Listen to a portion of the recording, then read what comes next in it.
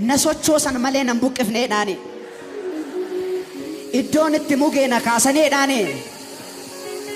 ulfinaa walitti na baasaneedhaani haleluuyaa fooricoo guddaa isaa faana ulfina guddaa isaa Yesuusiif kenna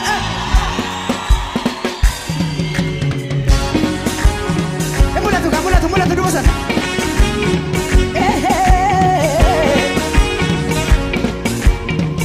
Surabati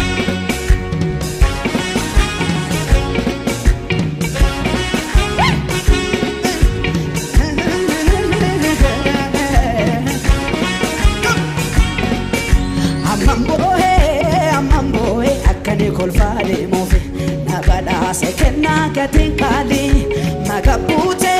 norsi kasa ila yeron kete nanjene sansi kai hamadale